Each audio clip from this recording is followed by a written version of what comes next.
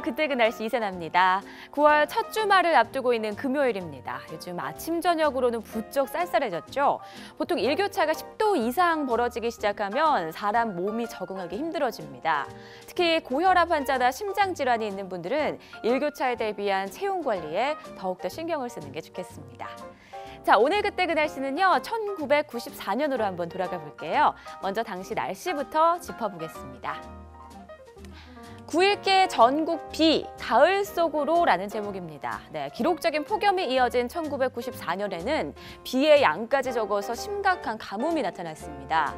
좀처럼 꺾이지 않는 더위에 이러다 가을이 오긴 오는 걸까라는 생각을 할 정도였다고 하는데요. 다행히 9월이 되고 비가 오기 시작하면서 더위가 조금씩 물러났습니다. 내리는 비의 양이 많진 않았지만 달궈진 대지를 조금이나마 식혀주는 것만으로도 그 역할은 충분했는데요. 보통 잘 쓰이지 않는 일주일 예보가 나와 있는 걸 보니까 비에 대한 간절함이 정말 컸던 게 느껴지네요. 자, 그럼 가뭄에 관련된 기사 한번 살펴볼게요. 말라 죽는 가로수라는 제목으로 사진이 나와 있습니다. 네, 맞습니다. 가뭄에 가장 먼저 허덕이기 시작하는 건 바로 나무인데요.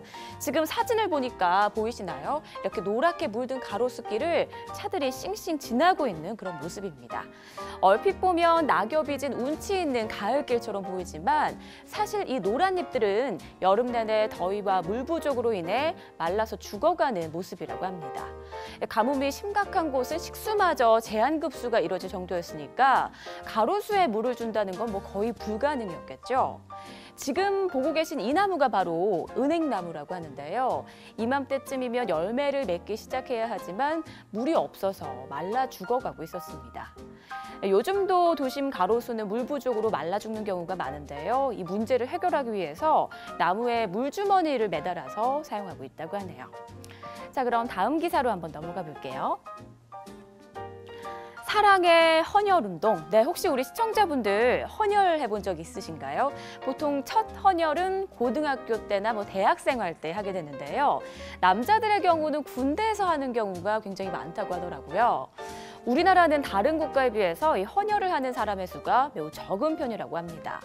헌혈에 대한 잘못된 상식으로 편견을 갖고 있거나 또 헌혈의 필요성을 잘 느끼지 못해서 하지 않는 경우가 많다고 합니다. 혈액은 장기 보관이 어렵기 때문에 항상 5일치의 혈액 비축분이 필요한데요. 더운 여름철에는 그나마 있던 헌혈자마저 줄어서 혈액 기근에 시달리게 된다고 합니다. 지금 사진 속에서도 급감하는 헌혈자로 인해서 캠페인을 펼치고 있는 모습인데요. 최근 조사 결과 한 번 헌혈을 했던 사람들의 재참여는 많이 늘었지만 신규 헌혈자는 계속 줄어드는 추세라고 하네요. 한 번의 찡그림이 그 누군가에게는 환한 웃음이 될 수 있다는 사실 모두 기억해야겠습니다. 자, 그럼 다음 지면으로 넘어가 보죠. 태권도, 올림픽 채택 확실하다라고 나와 있습니다. 우리나라 전통 무술인 태권도가 전 세계인들이 실력을 겨루는 올림픽에 정식 종목으로 채택됐다라는 기사입니다. 2006년부터는 매년 오늘을 태권도의 날로 제정하고 태권도의 위상을 세계적으로 알리기 위해 힘쓰고 있습니다. 태권도 강국은 당연 우리나라가 꼽혔는데요. 때문에 앞으로의 올림픽 대회에서 금메달을 5개에서 6개 정도 더 획득할 것으로 큰 기대를 모았습니다. 역시 기대한 만큼 올림픽에서 효자 노릇을 하면서 양궁과 더불어 우리나라의 단골 금맥이 됐습니다. 최근에는 우리나라의 태권도 지도자들이 해외에서 활동하면서 전 세계의 태권도 실력이 점차 상향 평준화되고 있다고 합니다. 올림픽에서 따는 금메달이 줄어들지는 몰라도 그만큼 전 세계 많은 사람이 우리의 전통 무술을 배우고 있다는 반증이기도 한데요. 우리의 자랑스러운 태권도가 앞으로도 계속 전 세계로 쭉쭉 뻗어나갔으면 좋겠네요.